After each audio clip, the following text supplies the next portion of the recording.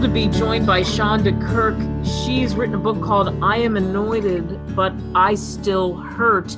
And boy, oh boy, this is such an eye-opener and such a journey. You need to get this book and walk through this. So Shonda, thanks so much for joining us and sharing your story with us. Thank you so much for having me. So let's talk about I am anointed, but I still hurt. What does that mean? Well, it means that you've been through some hurt in life, but God, who is the living God, the God, anoints you, which is he put his glory on you, or he just lay his hands on you. But through all your struggle from hurt, he still brings you up and lets you know you're not going to go in the dirt or go down in under the dirt, and you're going to come up and you're going to be better than you were before. From all those years, and that's interesting, better than you were before, from all those years of ministry that you've done and serving the way that you've served, boy, you certainly have seen people in all shapes, sizes, colors, etc.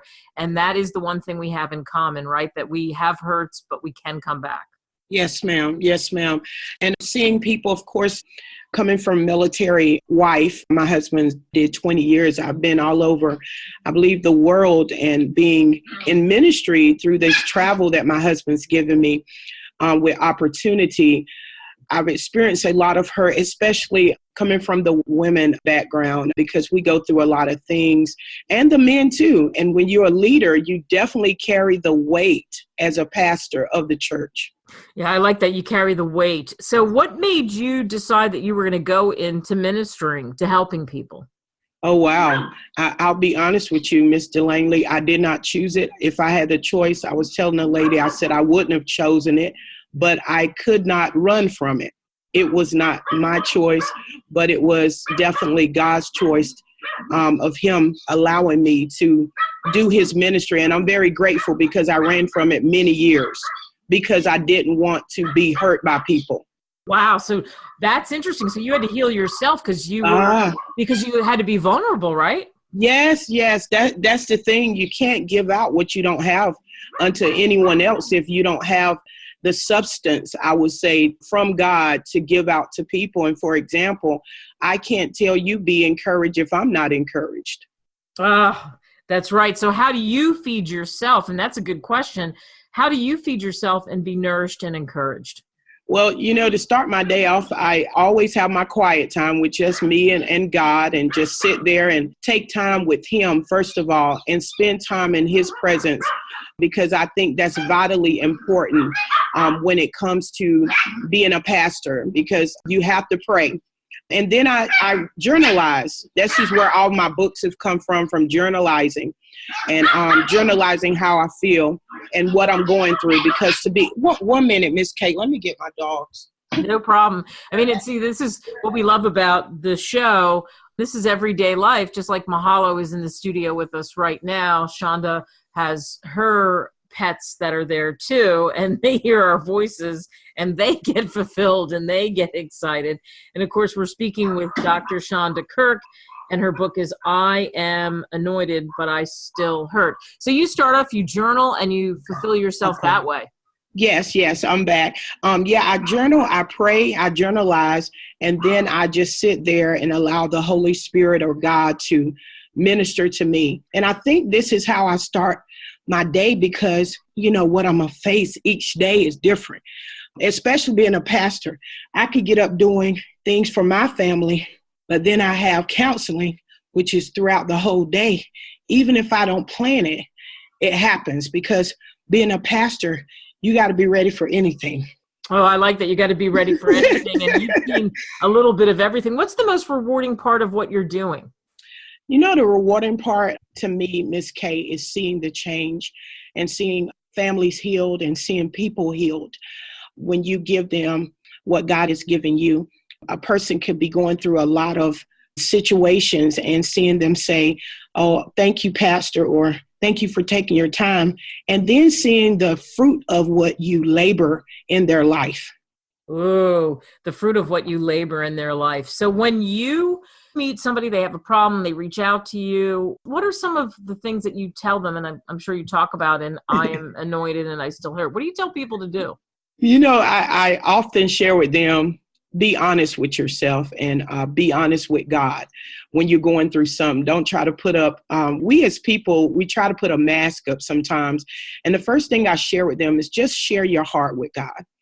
Pour out yourself to him.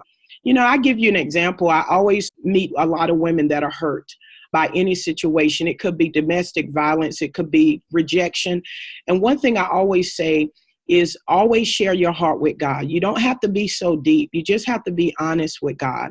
And once you do that, what you do, you actually do as Proverbs 3 says, trust in him with all of your heart. And you don't lean on your understanding, because we can lean on our understanding and it's the worst thing that we could do, but God knows it. But when we're honest with God, he can now be invited into our life to help us. And the conclusion of God's helping us is us taking our hands off the situation and allowing him to deal with our issues when we're intimate with him. Because once you get intimate with God, he gets intimate with you. Wow, that is powerful. Once you get intimate with God, he gets intimate with you. Dr. Shonda Kirk, that is tweetable. And the book is I Am Anointed, But I Still Hurt. Why do you think that is, that we're not honest with, I understand mass with people, but why aren't we honest with God? I'll be honest with you. I mean, I come from a very traditional religious Christian background. I grew up in the Holiness Church, and I've seen everything from America to Asia. And what I found even in my life is we try to be so perfect in front of people, knowing we got issues.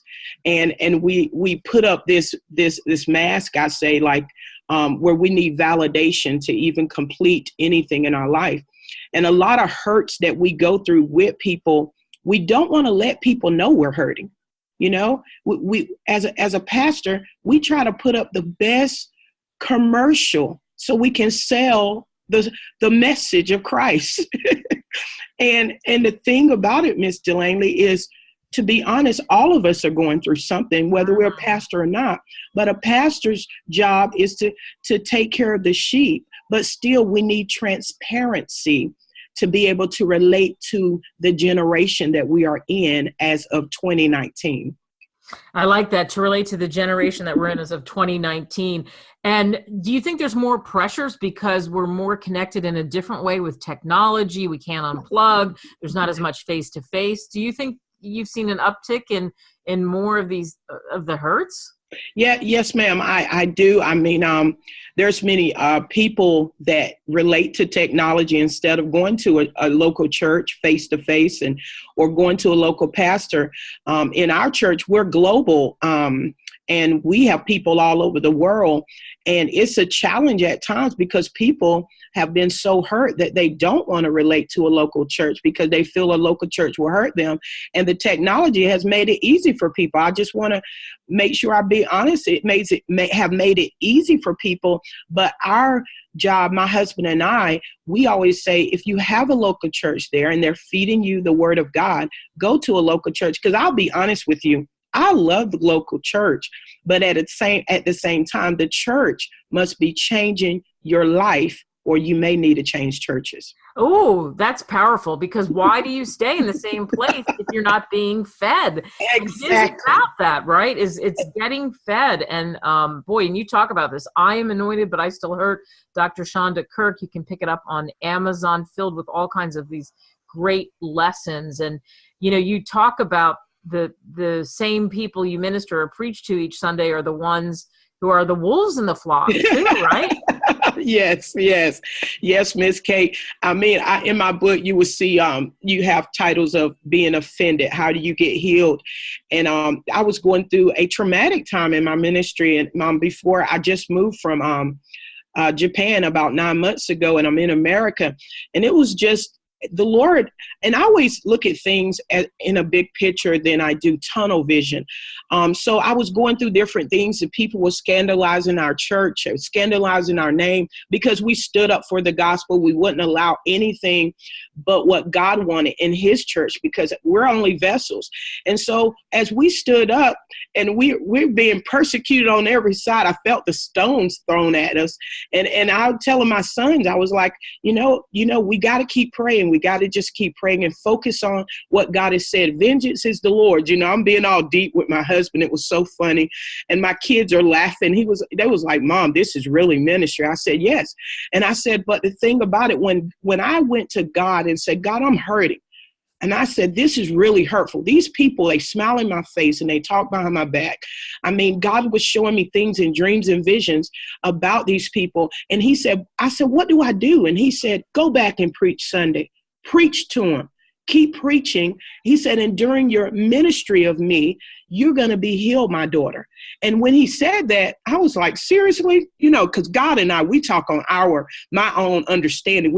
God don't be deep with me. He talks so I can understand him. Right. And as I talked to him, he said, when you begin to minister, my daughter, you're going to feel a release of healing. And he was so right. It's like I felt a joy come because I was doing his work. It's like I felt a release of expectation. And those same people, when they begin to do these things, before we left Japan, came back and apologized. Wow. And what a powerful lesson that is. Perfect place to end this on that note. I don't want to give it all away. I am anointed, but I still heard Dr. Shonda Kirk. Thank you so much. You're welcome. God bless you. The cold wind has ever made you cry.